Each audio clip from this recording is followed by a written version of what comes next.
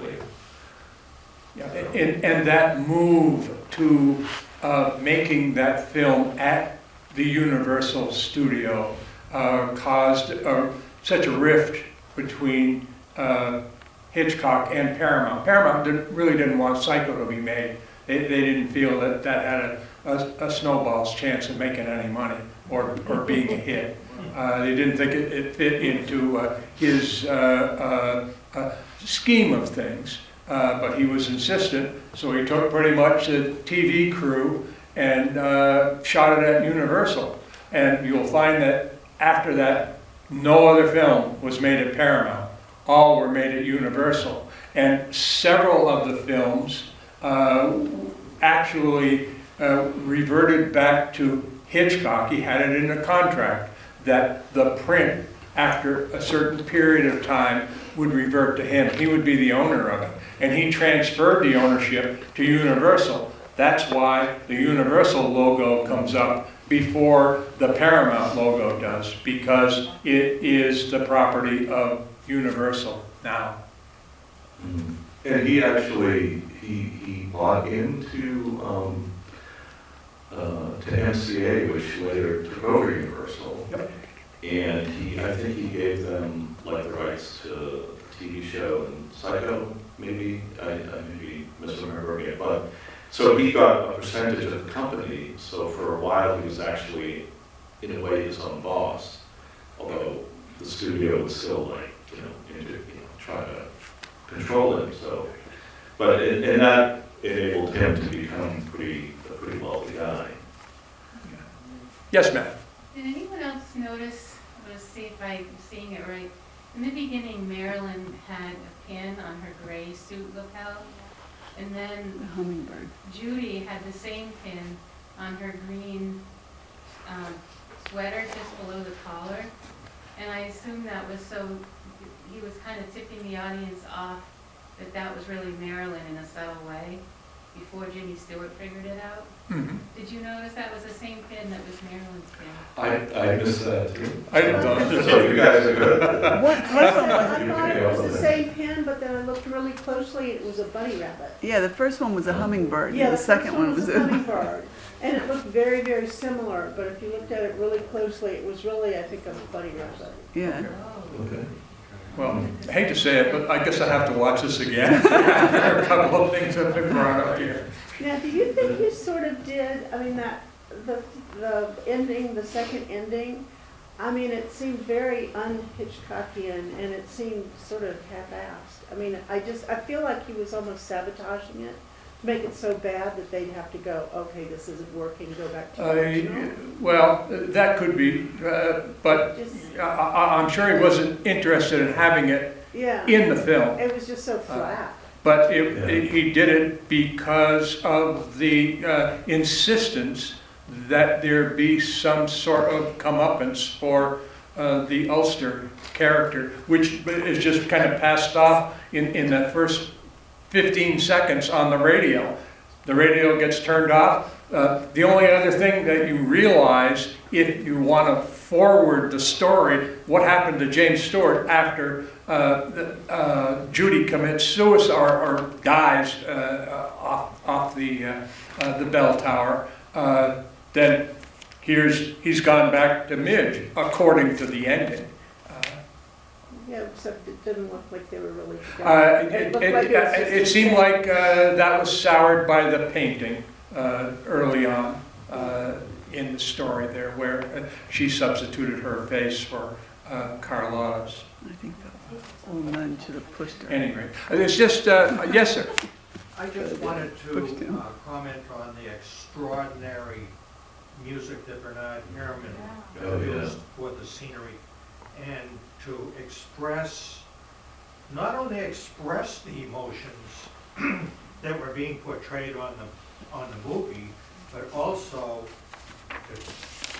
well, not even transmit is the right word. It would transfer the emotions to the watcher, to the person viewing the movie. I really felt some of those emotions.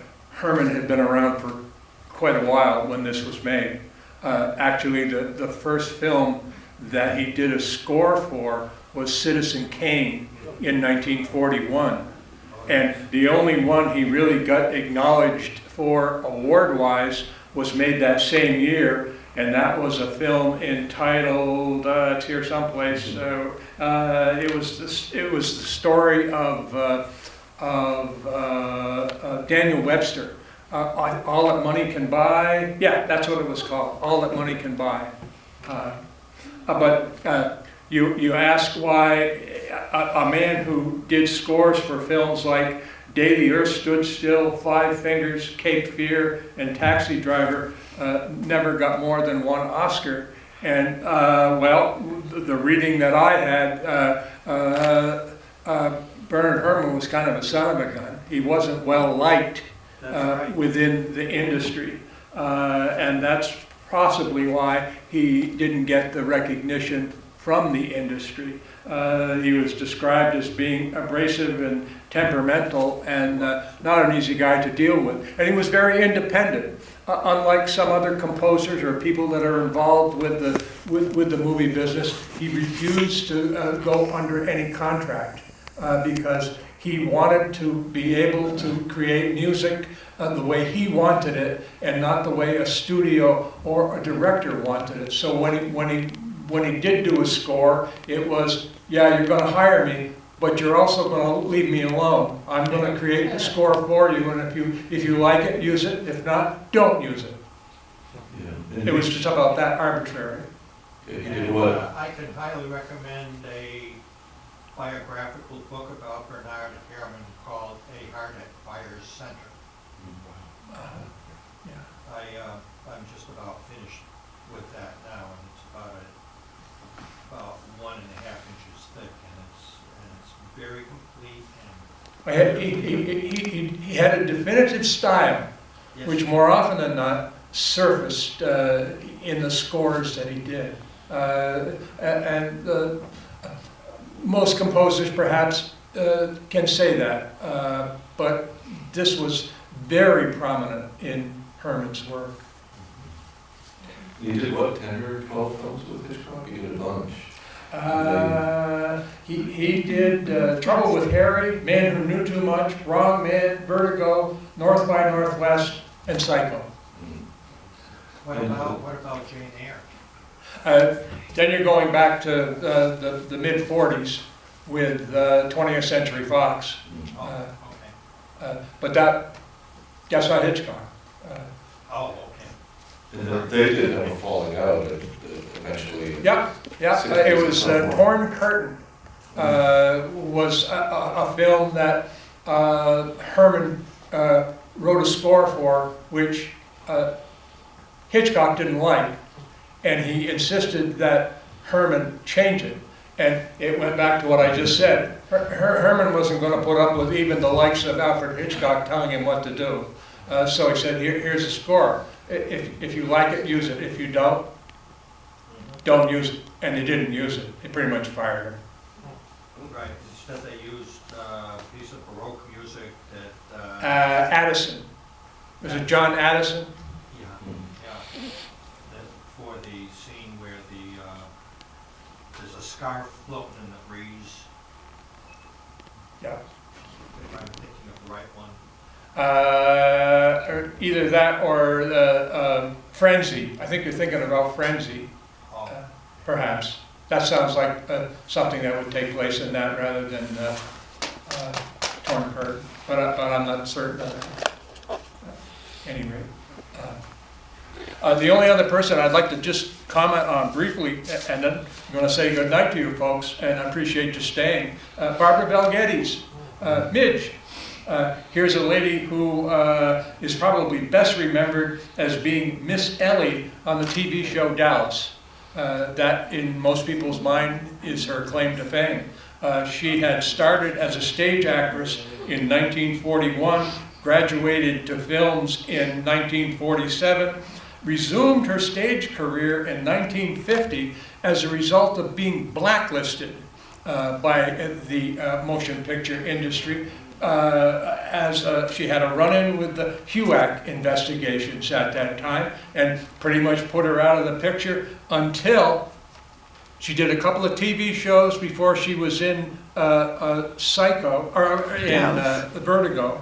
And so she was out of the picture for practically half a dozen years. During that time, she was a stage actress again. The lady in the hotel? No, that's Midge, the girlfriend. She was also in Hitchcock's TV show, an episode called Land of the Slaughter. That's right. Yeah. That was also based on a Roald Dahl story. It was a great episode. And That could be one Hitchcock directed. I'm not. I think it is, but we'll have to check that. don't know what it is. I don't know that background as far as the TV show is concerned. The only other thing about Barbara Bel Geddes, which is kind of interesting, she retired from acting in the year 1990 and moved to Northeast Harbor, Maine, where she died, and that's where she's buried.